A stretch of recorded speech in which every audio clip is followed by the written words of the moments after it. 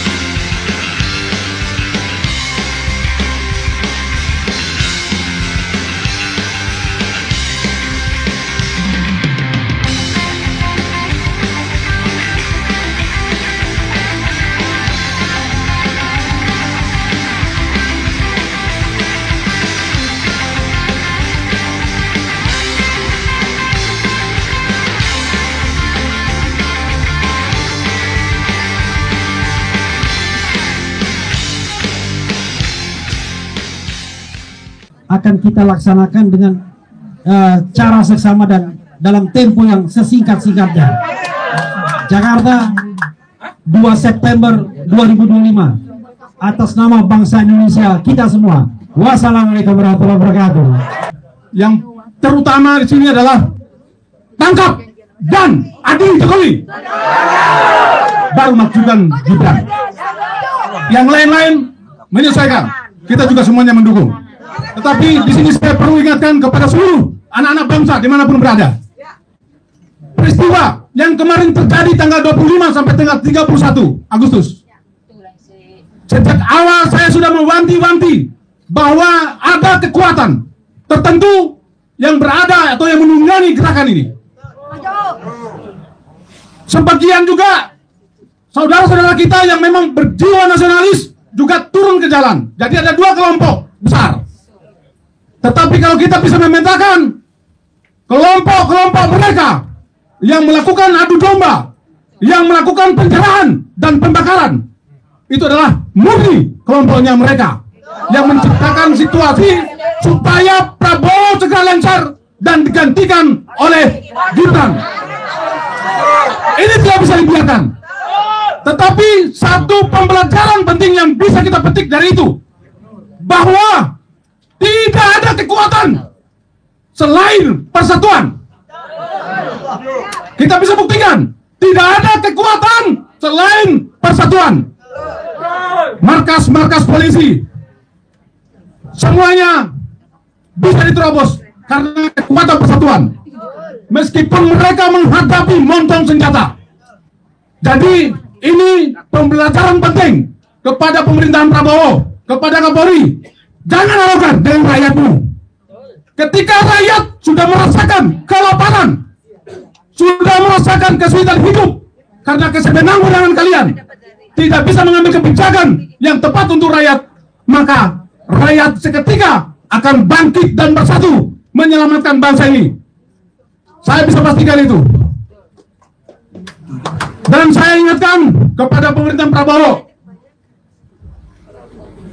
jangan masih lepaskan Sandra dari tangan ikatan-ikatan Sandramu itu.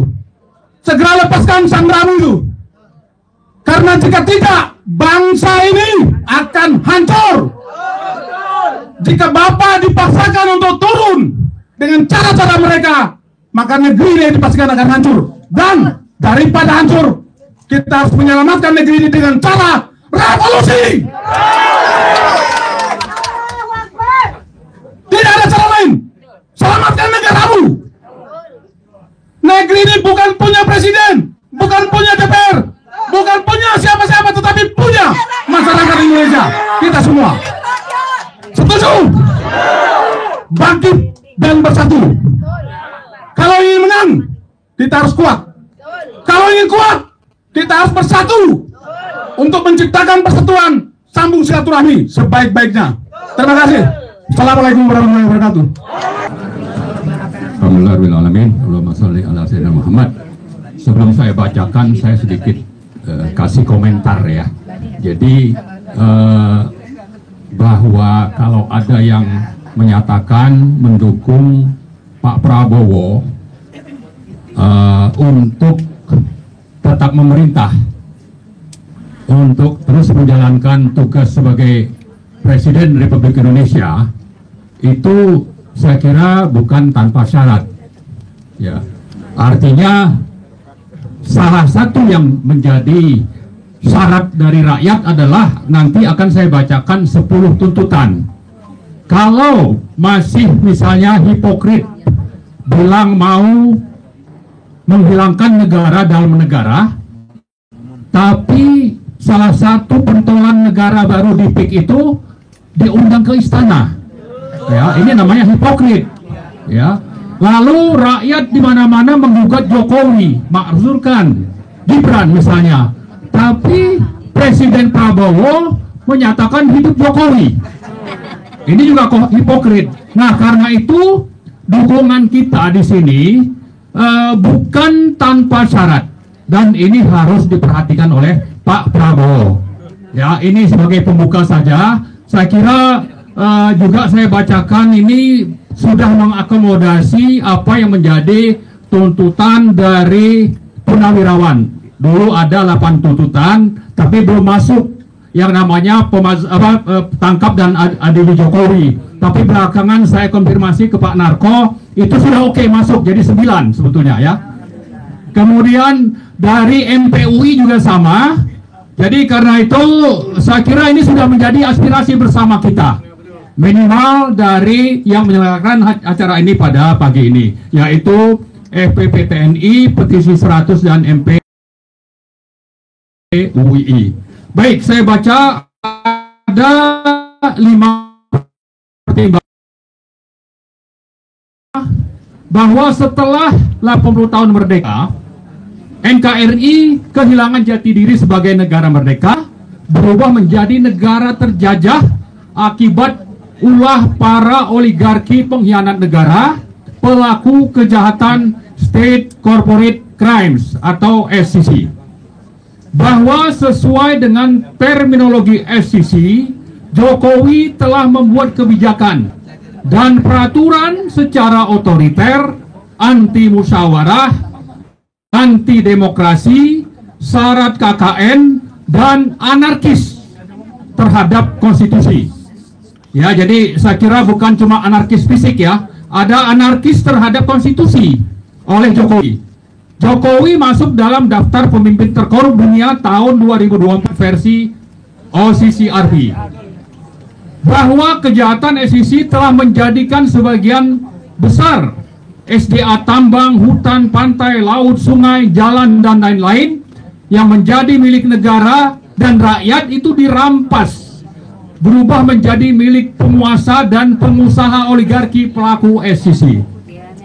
Bahwa berbagai program kebijakan pro-oligarki era Jokowi ternyata masih berlangsung pada era Prabowo, sehingga kehidupan ekonomi rakyat semakin terpuruk dan kemiskinan semakin meningkat.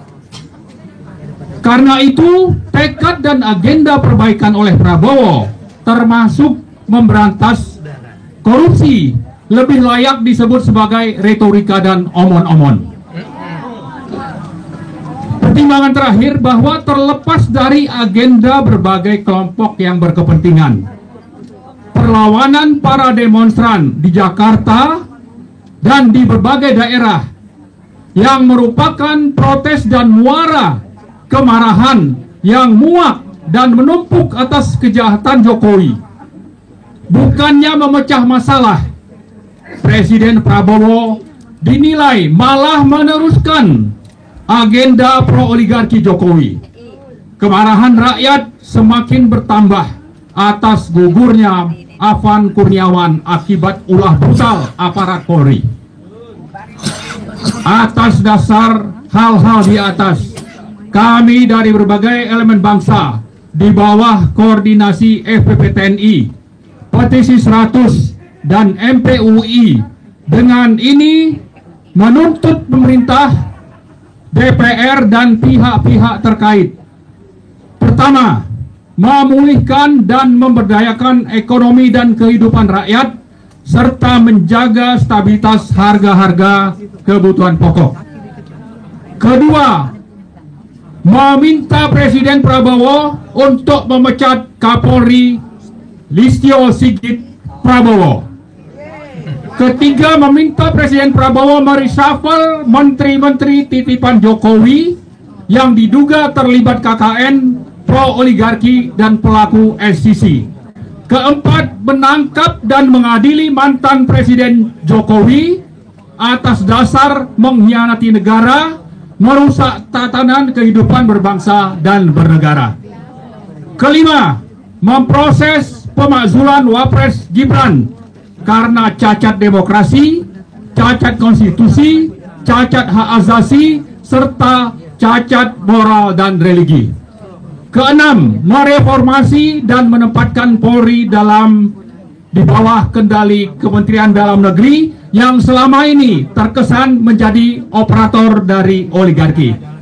Ketujuh, menangkap dan mengadili dan menyita aset oligarki hitam, pelaku SCC yang terlibat KKN, penggelap pajak, penyuapan, pencucian uang, dan perampas tanah negara dan rakyat, terutama yang ada di Banten, di Rempang, dan di wilayah-wilayah lain. Kedelapan, memproses hukum pembunuh Afan Kurniawan dan pelaku aksi anarkis.